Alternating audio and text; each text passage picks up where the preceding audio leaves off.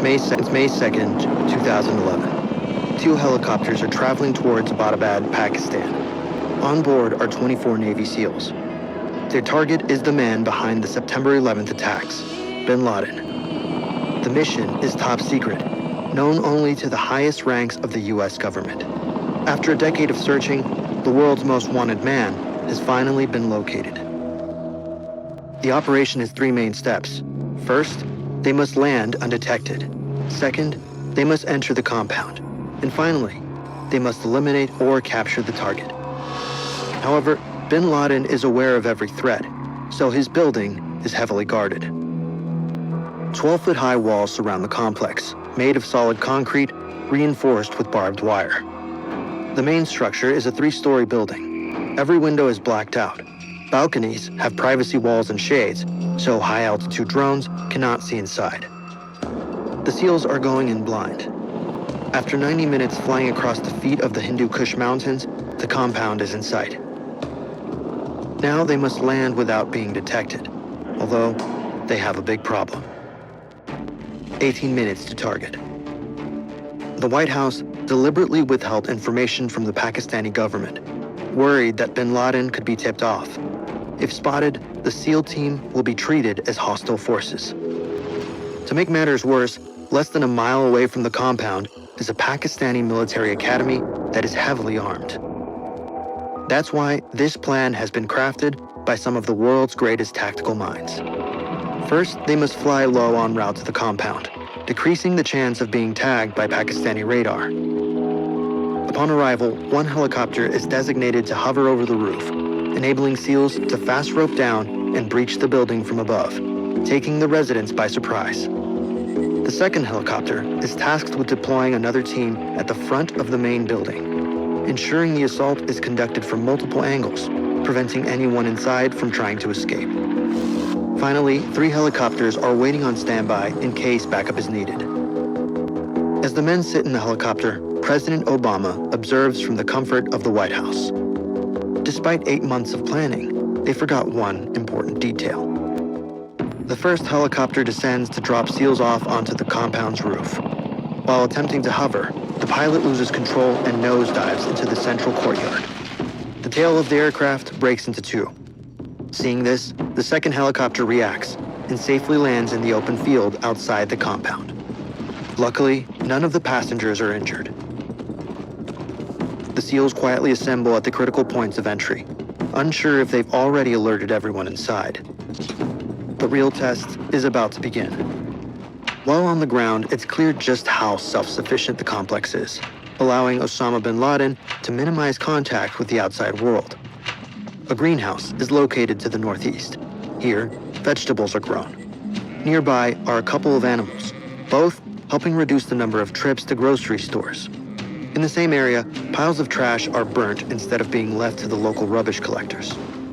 The CIA had never observed bin Laden entering or leaving the building, allowing him to remain undetected with his family for over 5 years. That was until now. After last being sighted in 2001, it took the CIA 9 years to find bin Laden, but your location is available in seconds, exposed to the worst types of people. Something you can... 3 SEALs breach the entrance of the guest house. They enter to see a man with an AK-47. They radio to the rest of the team that the guest house is cleared. 3 dead, one of which is Abu Ahmed al-Kuwaiti. This is bin Laden's messenger and one of his closest confidants, the man who unknowingly gave away their location. Many captured followers would frequently mention his alias during interrogations. After discovering his identity, the CIA tracked his whereabouts, leading to this compound in the city of Abbottabad, and coincidentally, bin Laden. But of all places, why would bin Laden choose to hide in the country of Pakistan? With heavy American occupation in Afghanistan, remaining would be too risky. Pakistan, being a neighboring country, made it simple to slip across the border undetected. At the same time, the proximity to his group allowed couriers to report progress and activities easily. Back on the ground, step 2 of the mission begins, breaching the inside of the compound. The team at the southern entrance carefully unlocks the door and enters the first floor. This area is where the family spends their free time. The first room is a typical sitting room with floor-level couches decorated with abstract floral patterns. The place is grungy, a far cry from what one might expect of a house in this affluent area. Opposite the kitchen is a room that serves as a makeshift classroom. Here, the many children of the house are homeschooled in Arabic. In the shadows, a man crosses the corridor. He leans out the doorway and the SEALs fire. They quickly push into the room.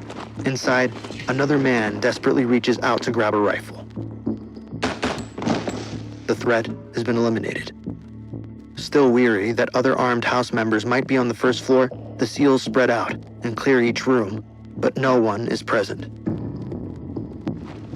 The SEALs may have made it inside, but a solid metal door stands between them and the second floor. It's too strong for their standard charges to break through. High-power explosives would be effective, but the noise would jeopardize the mission. Instead, they deploy precision breaching charges, small but focused blasts meant to disable the lock without drawing attention. They need another way in. The SEALs exit and radio to give the all-clear for the first level.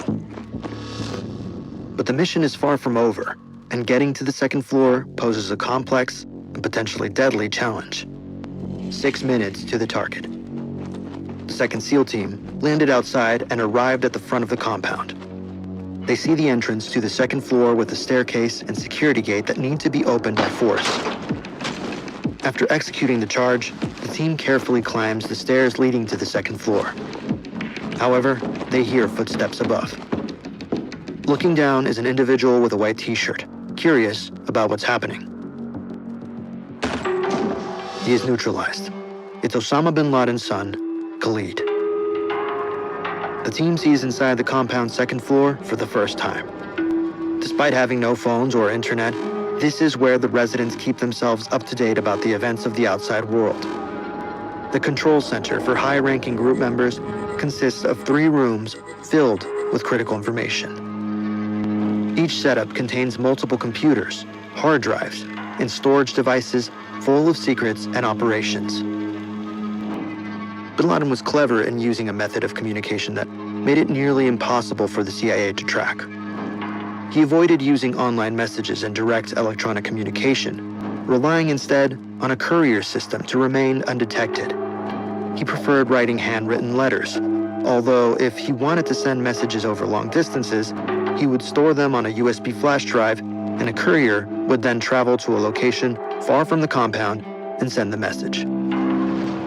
But relying on offline storage came with a risk. It had to be physically stored somewhere, and the team just uncovered his stash. This massive collection of intel could help America fight the war against terrorism, but they can't check now. First, each room must be cleared before heading to the third floor, completing the mission's final step. 2 minutes to the target. 10 years ago, Osama bin Laden was trapped in the Tora Bora cave complex in northern Afghanistan, surrounded by US and Afghan forces. With 1,000 of his men by his side, he faced relentless airstrikes and ground assaults. It was reported that he recorded a farewell message, convinced his capture or death was imminent. And yet, he escaped.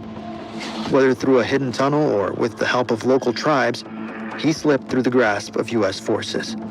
The team cannot let this happen again. This is their one shot. Fail now, and he might be gone forever. The SEALs form a tight line and quietly walk up the staircase. They reach the third floor. It's pitch black. Even with night vision goggles, they can barely see. They listen and wait patiently for any movement. Suddenly, they see a quick glimmer passing in front of them. A shot is fired and they quickly move in. 5 seconds to the target. As they rush the room, they see 2 women, bin Laden's wives, in shock. In one corner of the room, children are crying and curled up. In front of them, a tall male with a grayish beard is on the floor. They've found him. Target eliminated. But the threat hasn't ended. Another high-ranking member could take his place. Intel on the second floor could be a game changer. hard drives, and other information that could expose the entire organization, delivering a second devastating blow. Out of nowhere, a troubling message crackles over the SEALs' radio. The Pakistan military base nearby has ordered jets to take off for immediate action. They know something is going on. Time is running out. The team quickly starts putting bin Laden's body into a bag. They need to bring it back to the base for DNA testing. The SEALs are confident it's him, although they can't be sure. Few images of bin Laden existed. The most publicized one was taken 14 years ago in 1997. Meanwhile, other team members are on the second floor, securing as much intelligence as possible before the Pakistani military arrives. They take everything they can get their hands on: hard drives, laptops, and phones. With the clock ticking, final checks are made, ensuring nothing critical is left behind. Before leaving, the crash-landed helicopter is destroyed to prevent its state-of-the-art technology from falling into enemy hands. As the backup helicopter approaches, the team prepares for extraction. None of the SEALs were wounded or hurt, making it one of the most precise and successful missions. But the United States has conducted an operation that killed Osama bin Laden. As President Obama announced bin Laden's death to the world, his burial was already underway. To prevent his grave from becoming a shrine for extremists, the decision was made against giving him a grave. Instead, his body was wrapped in a white shroud and placed into a weighted bag and lowered deep into the sea. The intel from the compound's hard drives proved invaluable. Alongside unexpected finds like Super Mario Bros. And Counter-Strike, the drives contained around 97,000 documents that have taken years to analyze.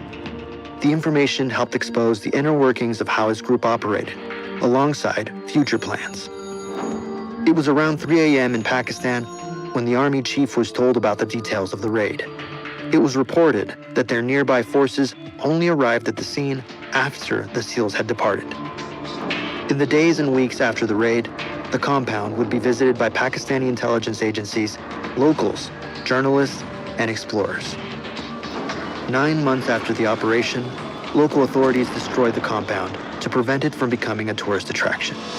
Today, all that is left is a concrete foundation.